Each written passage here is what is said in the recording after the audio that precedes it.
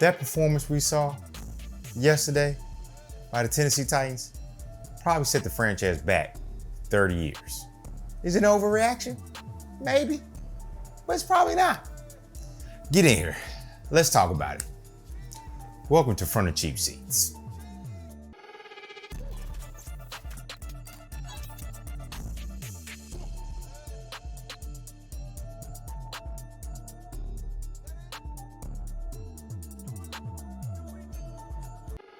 Hey, welcome back. I'm your host, Bonafide. This is Section 240, and let's dive right into it, shall we? Let's take a look at this absolute disaster that was the Browns game yesterday. I'm gonna just be frank with you. There was nothing good about this game. Nothing.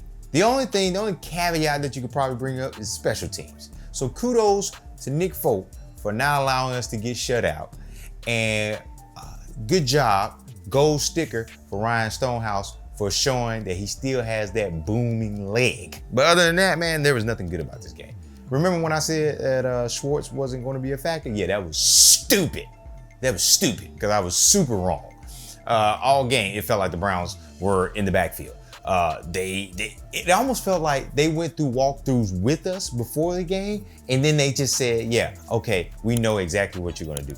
I don't have any concrete evidence to say that Schwartz had something to do with that, but he's the DC, and that defense absolutely wrecked us all game. So yeah, I'm gonna give him some credit where credit is due. So yeah, that was a stupid call by me. You want to know what was even stupid? And we'll talk about it in a minute. But yeah, there's a play where there's two tight ends following Myles Garrett. Yeah, you heard that right.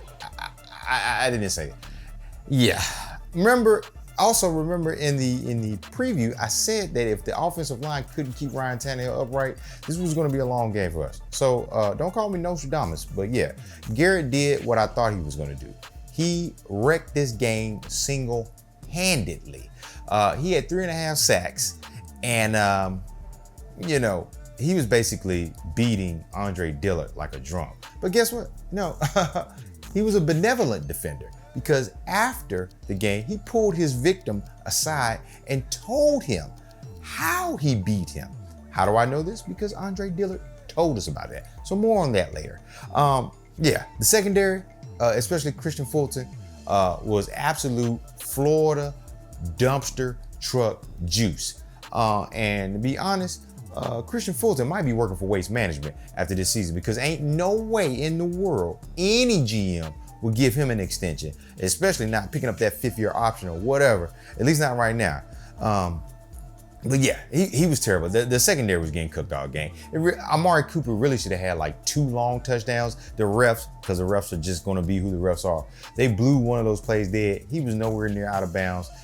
He had already cooked Christian, and he was on his way to the house, but the refs bailed us out of that one in that regard. But yeah, he was getting cooked all game. So yeah, I don't even want to talk about him no more, but we are later. Anyway, hey, Bonafide, why aren't you telling us the stats about the offense? Like, what did Tannehill do? How did Derek do? Yeah, you know why?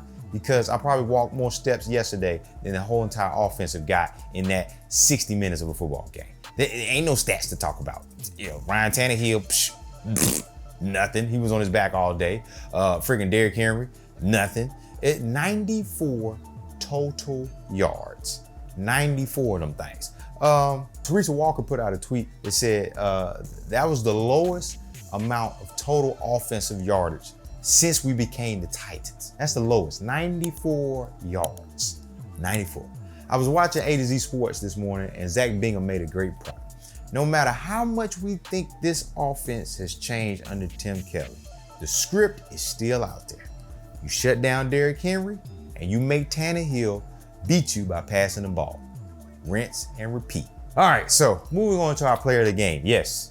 Now, really, there shouldn't be a player of the game because everybody, offense and defense, except for special teams, were trash. But we're going to have one anyway, so we're going to do a double one. We're going to do something new. We did something new. A double player of the game. And that goes out to Nick Folk and Ryan Stonehouse, because Folk is the consistent kicker we needed about 3 years ago, and Stonehouse continues to boom punts. That's all I got for you. So they're the player of the games. Congratulations for being the player of the games for a game this crappy. So we're gonna change it up. I know it's everybody's favorite segment, Bonafide banter, but we're gonna change it up a little bit because this is Bonafide rants. Because I was doing a lot of this all game. One, does Christian Fulton want to play football for the Tennessee Titans, or does he want to play professional football at all? And I probably should ask this before I ask that question. Can he actually play the position we drafted him to play? He was consistently burnt toast all game. This is what I said. I tweeted this out yesterday. I said, Christian Fulton is doing everything right if you don't want to continue to be employed, because he was consistently bad. If he ain't hurt, he ain't playing the position right. I had hope for him, but man, let me tell you something. That was just consistent garbage from him. And it's just like, I was, it's terrible. I don't know if he wants to continue playing football, but yeah, he didn't look like it yesterday. So maybe he can right the ship, but yeah, he ain't looking like no extension candidate for me. You remember the deaf guy from Family Guy, the TV show? That was Deshaun Watson out there. We couldn't wrap him up at all. It was downright painful to watch that man slip out of tackle after tackle after tackle. Did he have like some leftover massage oil on his uniform or something? Because he just kept slipping out of them. Like, I really should have known that yesterday was going to be a bad day when he took the snap, was about to be sacked, throws the ball backwards. Yes, he threw it backwards. The Browns recovered it, and they scored a touchdown on the same drive. Yes, it was not a turnover. It was not a sack. Or maybe it was a sack. Maybe it was a sack fumble. But yeah, they got the ball back, and he scored a touchdown on that same drive. So I should have known it was going to be that. So yeah, that was painful to watch. What the heck was that in the red zone? We had a chance to get a field goal, something that we desperately needed points on yesterday, and something that a lot of teams haven't been able to do. In the 3 games, we were the only team, which is surprising to me, we were the only team to actually make it to the red zone, not once, but twice against the Browns. Nobody else has done that this season. So defense is probably pretty good. But yeah, like, we have a chance to get a field goal. We got time left on the clock. We snap the ball to Tannehill. He takes a sack. We get no points. Like, that just, as confused as I look right now, that's as confused as I was yesterday. Again, Spears outsnaps Henry again. Now, mainly this is because we were so far behind in points, the running game was actually gone. But no one is afraid of Tyjae Spears. As much as we hype Tyjae Spears up, and as great as a preseason that he has, and look, I'm the number one Tyjae Spears fan here, but he ain't moving the needle per se in this thing. Ain't nobody saying, oh snap, they put Tyjae on the field. Check for Tyjae. Hey, this ain't the University of Houston playing Tulane on Saturday. So it's dumb. It's dumb, like taking Hopkins and Burks off the field when Derek is on. It's like you're telling them, hey, opposing defense, we're going to run the ball. We took the best wide receivers that we had off the field, and we're going to run the ball. So that's dumb. But you know what's even more dumb? Is sending 2 tight ends in motion to block Myles Garrett and still letting him get 3.5 sacks. There's a tweet, and I'm gonna put it up here, that you can see of this. This is utterly embarrassing. I mean, I get it. Myles is good. He is a Hall of Famer. He's up in that area, that level. But you're basically sacrificing 3 players to block that one person. We're paying huge money to a left tackle who is making Dennis Daly look good. Yeah, you heard me. Yeah, Dennis Daly. Diller is currently trending statistically to be worse than Dennis Daly. Yeah, take that in. Now, look, although the game is not on him, I think that Chargers game was a blip for Ryan Tannehill. That's not who he is. Who he is somewhere in between the Saints game and this one. He is a severely mobility limited quarterback who lacks pocket awareness. But Bonafide, he ran a touchdown in. We got the, yeah, he lacks pocket awareness. bad. Like his Madden rating for pocket awareness should be like a 58. Because yes, the O-line was bad. They were terrible yesterday. Run blocking, pass blocking, blocking people on Instagram. They were bad at everything regarding blocking. But let me tell you something. Some of them sacks were just because Ryan Tannehill just walked into him. You know, that's long and short of it. You know, you have to have, you have to be able to step up in the pocket. That's a skill that a 12-year veteran quarterback should have. But it seems like the one we got don't know when to step up in the pocket. Yeah, sorry about that. Now, Tim Kelly, where's the short passing game, my boy? Yeah. Where was it at, Kelly? I mean, you was doing good work these first 2 games, but you know, this was not a good showing. This is when you ball up and throw it away on the resume, because the screen game was getting blown up. And there was no short to intermediate passing game, nothing. We ain't had no crossing routes. We ain't even put nobody, we ain't trying to confuse nobody, nothing. Tim, hey, my boy, hey, you can do that. You don't have to throw deep routes all the time. You can be explosive on the crossing route, you know. So yeah. So back to Schwartz. Yeah, he definitely was a factor, because for most part of the game, like I said, I was watching the Browns basically get in the backfield as soon as the ball was snapped. I mean, do you want to know how bad it was? Let me give you a stat. And I heard this, like, yeah, I was watching AZ this morning. I heard the stat. Derrick Henry, average yards after contact. Now, this means that these are the yards that he gets after he's been contacted by a defensive player. You want to know what it was? It was negative 1.2. Do you know what that means? Derrick Henry got the ball and was hit in the backfield before he even got a chance to go across the line of scrimmage. It's negative 1.2. That's how bad this offensive line was.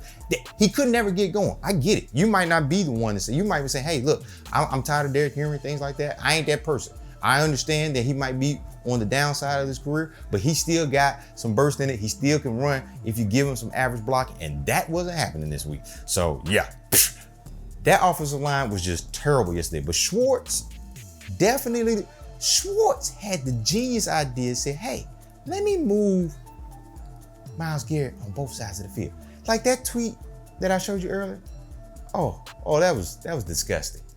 That basically said, and I think we got a penalty on that play too. That basically said, hey, look, I can't trust my offensive line to block my quarterback, so I'm going to put 2 tight ends in here. Wesco, man, Wesco's trash to me. Like, what I wouldn't give for a me, Cole Pruitt to come back, or Austin Hooper, or somebody. You know, no, I'm about to say Jeff Swain's name, and that's how you know it's bad for me. Jeff Swain, I could have took him back at this particular point, but look, you know, that right there was trash. So yeah, Schwartz definitely had the upper hand. They gave him the advantage. It felt like they knew the snap count all game. I just don't. It blew my mind.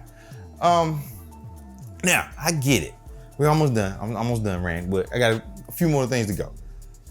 I get most of the blame is going to go on the offensive line, and that is well deserved. Well deserved. But Andre Dillard is bad at his job. He is terrible. He is not good. We took a gamble, Rand and them took a gamble, trying to find a replacement left tackle for Taylor Lewan. And we are paying for it now. Well, we are paying for it, but Ryan Tannehill is feeling the effects of it right now.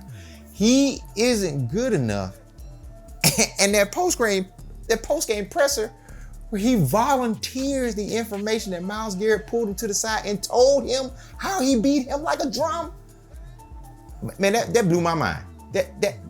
That's secondhand embarrassment. I felt bad for Andre Dillard having to say that out there, because, hey, you're not good. And then you're volunteering that somebody else identified that you're not good, and they are telling you how not good you are and how to try to fix your not goodness. Yeah, that's bad. You never want to be the main character. Nobody wants to be that. You don't want to be that. But and I get it. Getting tips from a legend, yeah, definitely. Hey, Tom Brady passes off tips to all quarterbacks, things like that. But don't volunteer that information to the public. That's low-hanging fruit, man. You gave me a topic to talk about. You gave me more reason to say why you're not good at the game. Yeah, but he's not good. They're gonna have to do something. Dillard cannot continue to be the left tackle. I don't care how much money we paid him. I don't care how much faith you got to believe in him today. You can't continue to put that man out there. But guess what? We know it's going to happen. Why do I know it's going to happen? Because look at what happened with Dennis Daly. Everybody, their grandma, the doggone security guard at the stadium, the doggone commentators, people at NFL Network, people that were at the NBA Network, the NBA on TNT, even Shaq knew that Dennis Daly shouldn't have been a left tackle or shouldn't have been playing the game. Yep, he was out there for pretty much the whole season. I don't know if that's going to happen with Andre Dillard, but I know they got to do something. And it's crazy to believe that Skoronski is probably our best offensive lineman, and that dude's a rookie and only played one game. Their line is some terrible shape. Now, one more point. D-Hop showed us why we were excited to have him. That man had two-toe drag swags yesterday, and yeah, he still got it, man. I don't know, he might be up there in age, but man, them twinkle toes is still toe tapping, and those were some beautiful catches yesterday. So that was the only really silver lining, because it was good to see a wide receiver catch a ball, unlike Chig and Burks, who dropped multiple of those passes that came out there. Do Burks and Chig suck? I don't know. Man, it's too early to say that, but they ain't looking too promising. You know what I'm saying? Now, if there was one silver lining out of all the things yesterday, it has to absolutely be Big Jeff Simmons cooking PK on Twitter. Look, I'll throw the screenshot up there because you know it's deleted, a la AJ Brown. But yeah, I don't think we're gonna be getting no videos from the locker room from PK for Simmons for quite some time. Yeah, so I'm done ranting. Throw that game away. If that's any indication of what we're experiencing, I'll probably be making another one of these Bonafide rants here soon. But coming up next week, we got the Bengals. We're 1-2, and we're facing the Bengals, who are playing tonight on Monday Night Football, and they may or may not have Joe Burrow. He may or may not go to IR, but we don't know. He might be out for even longer. Now, normally I would say this would be an advantage for the Tennessee Titans, but after yesterday's game, man, look, I ain't going to say no, not doing that. And yeah, so we got them coming up. This upcoming preview from the cheap seats for the Beans game is gonna be a little different since I'm gonna be away from the house for this one, but I'm still gonna drop one, and then we're gonna drop the recap on Monday. But if you made it this far, don't forget to tune in to that episode where we're gonna talk about the Bengals, whether or not they have Joe Burrow or they're playing somebody else. But make sure you like, comment, share, and subscribe, because we got plenty of room in the section for everyone. Ain't no PSLs around here, baby. Ain't no PSLs around here. Everybody can get in here for low cost of free $99. So thanks for tuning in. Tighten up.